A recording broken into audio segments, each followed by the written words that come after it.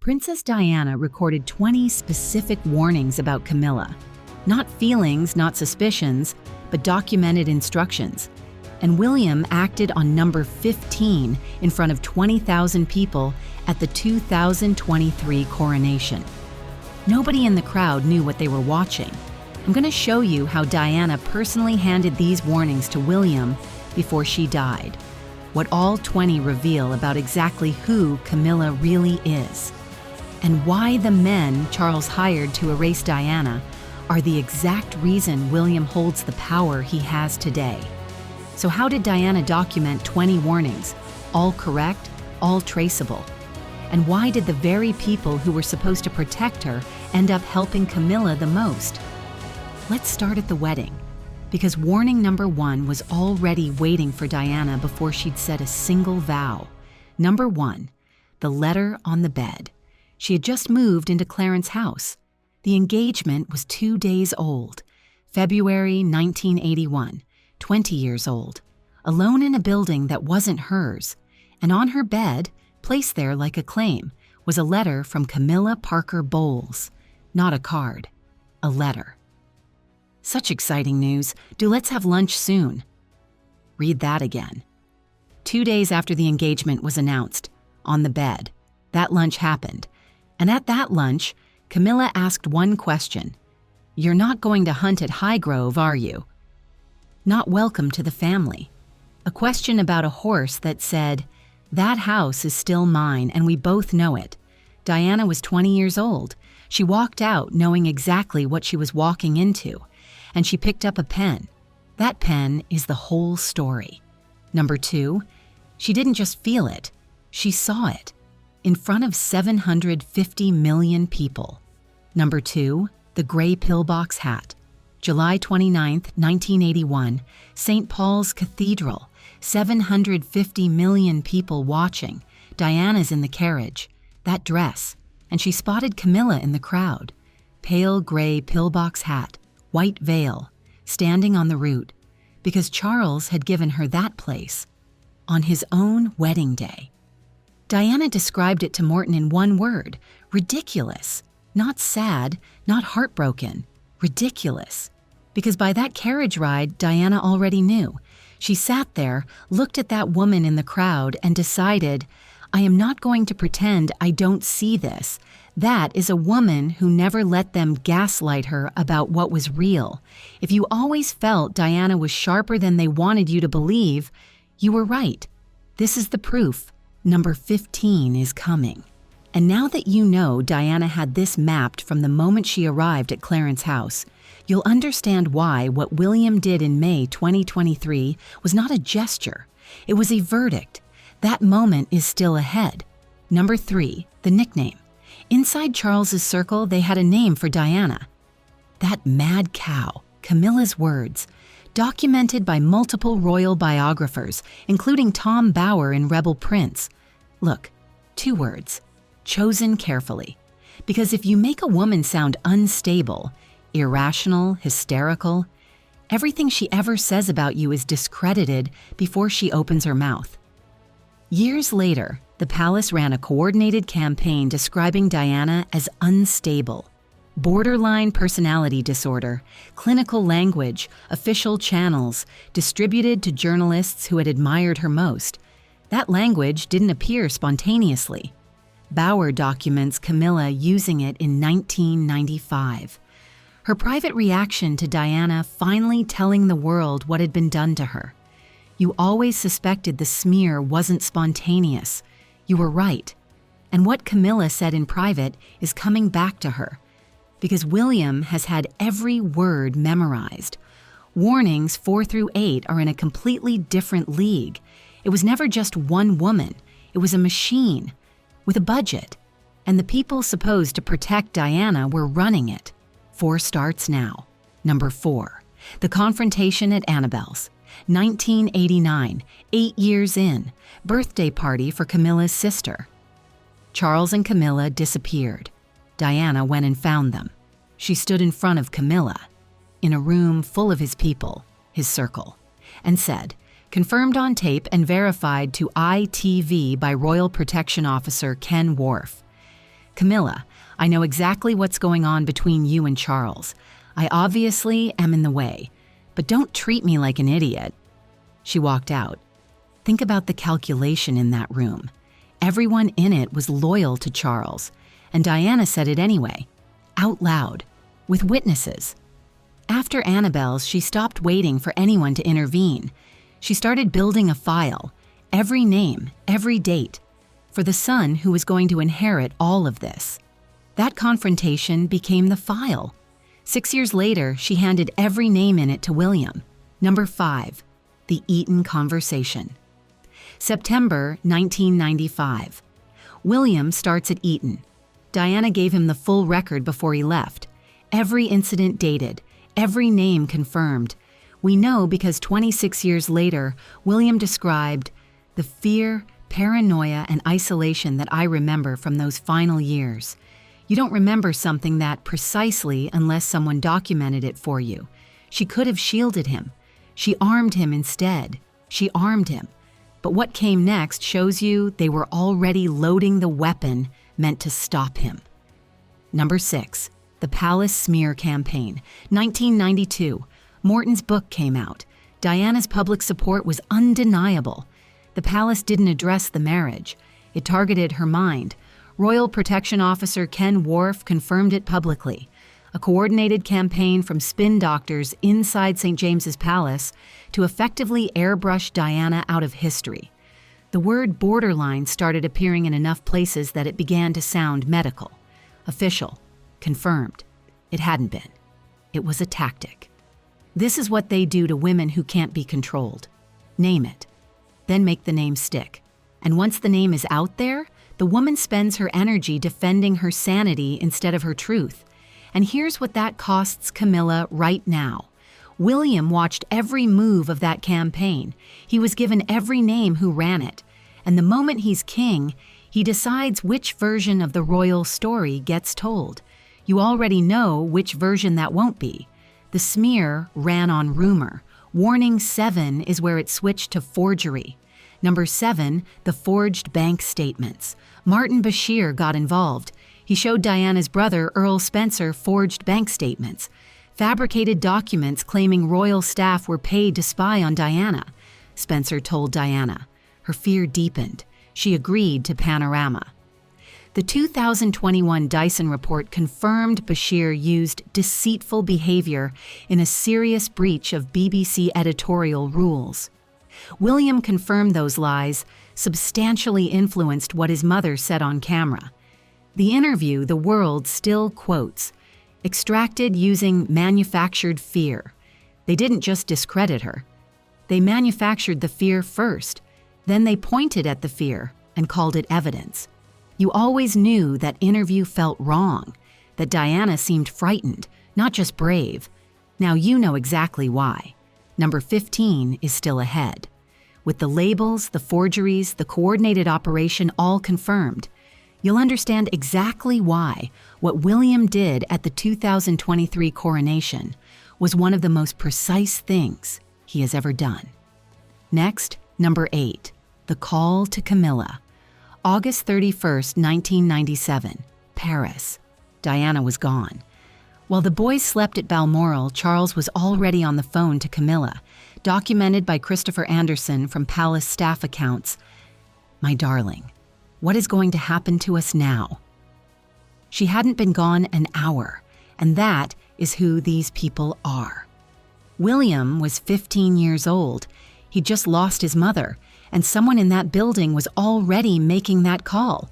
Diana had told him, the institution always chooses its own survival over grief, over everything. She told him so he would recognize it. That recognition is what every move since has been built on. The next 4 are about what the machine did immediately after: a meeting, a strategy, a secret lunch, and a second call nobody mentions, made within 60 minutes of her death. Number 9, the demythologize meeting, 12 months on, her boys still in black. The operation to erase Diana had already been convened, a meeting at Highgrove. Charles, Camilla, Mark Bolland, Charles's deputy private secretary, the man assigned to rebuild Charles's image. A formal objective, resourced, budgeted, assigned. Tom Bauer's 2018 book Rebel Prince documented the exact language. The objective was to demythologize Diana by radically changing her image and portraying her as a manipulative hysteric. Not a new chapter, a brief, a budget, a consultant, targeting a dead woman while her sons were still sleeping in black. If your instinct always told you Camilla's rehabilitation was too coordinated to be organic, you weren't wrong. Here is the meeting. Here is the year. That's 9. The next one didn't target her reputation. It targeted her children. Number 10, the fabricated Tiggy story. Bashir didn't stop at forgeries. He told Diana her children's nanny had secretly been pregnant with Charles. Completely fabricated. Designed to make Diana doubt the one person her sons trusted. Not her reputation, her children. Think about what that targets. The Dyson report confirmed BBC employees made lurid and false claims that played directly on her fears. William's 2021 statement didn't describe his mother as paranoid. He described what had been engineered to make her appear that way, because Diana had told him exactly how it was built. Soon, warning 18, you'll watch William stand in front of a camera alone and hold the BBC accountable by name. No notes. His name on every word. But first, 11. A fourth person at that table nobody ever names. Stop. Look at what 10 warnings just confirmed. A letter placed before the vow. Camilla on the wedding route. Charles's choice. A coordinated smear. An interview extracted with forgeries. A PR call within 60 minutes of her death. That's only halfway. The next 10 are what Diana built in William to answer every single one of them. Number 11, the Mandelson Rehabilitation Strategy, May 1997. Diana was still alive, and Charles was already at Highgrove planning her replacement. A secret lunch at Highgrove. Charles, Camilla, Bolland, and Peter Mandelson, Tony Blair's chief image consultant, one of the most powerful spin doctors in Britain at that exact moment. The agenda: make Camilla acceptable as a future queen, while Diana was still alive. The campaign to replace her was already running before she was gone. Diana found out. She told William every name, and she told him they will always protect Camilla's position. Always. Now here's where number 15 becomes something else entirely.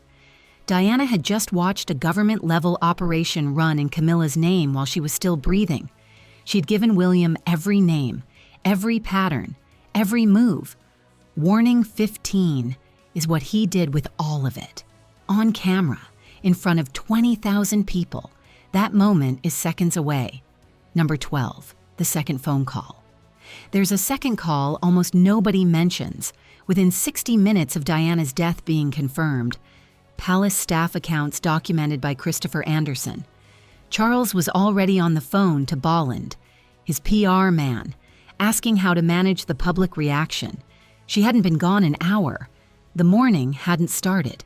The machine was already running. Diana told William that, not to fill him with bitterness, to fill him with clarity. When it's your turn, choose differently. And he has been choosing differently in everything you're about to see. The people assigned to protect Diana, Palace spin doctors, the BBC, Bolland's coordinated operation, handed William a documented case he has been using ever since. 13 through 17 are what she built in him to use it. Number 13, name it first. William took the weapon they built to silence Diana and aimed it back before they could load it. She had lived inside those labels, unstable, borderline. She knew what they did, and she warned him. Whoever names it first controls what people believe. In 2016, William launched Heads Together, making mental health the centerpiece of the Wales family's public work, not after a crisis, before one. He took the weapon out of their hands while their fingers were still reaching for it. She told him, "Don't let them do to you what they did to me." He didn't let them. That's 13. 14 is the moment the inheritance becomes a living act. Number 14, be a leader of people's hearts. The most powerful royal moment of 2025 didn't happen at a palace. It happened at a homeless shelter, with William's 12-year-old son standing in front of his grandmother's handwriting, December 2025. William took 12-year-old Prince George to the Passage, the same homeless shelter in Victoria, London that Diana had first brought William to in 1993, 32 years later. George signed the visitor's book on the same page Diana and young William had signed in 1993. He looked at his grandmother's handwriting and said, "Wow." Same book, same page, same message, carried from a mother through a father to a son. If you ever believed Diana's influence on William was real and not retrospective mythology, this is the moment. That moment is 15, and it's been waiting 27 years. Number 15, the coronation answer. Here it is, 27 years in the making. May 7th, 2023, coronation concert, Windsor Castle. 20,000 people, hundreds of millions watching worldwide. King Charles and Queen Camilla walked along the line, past William, Kate, George, Charlotte. Kate curtsied to both. William bowed to his father, deeply, correctly. George and Charlotte followed their father's lead, and then Camilla walked past, and William stood straight. Body language expert Judy James analyzed the footage for The Express, a unique example of selective bowing, potentially subconsciously siding with his late mother, subconsciously. William has trained for those cameras his entire life. He knows what every gesture means to hundreds of millions of people. He knows what a bow says. He knows what the absence of one says louder. Diana gave William every name, every pattern, every operation.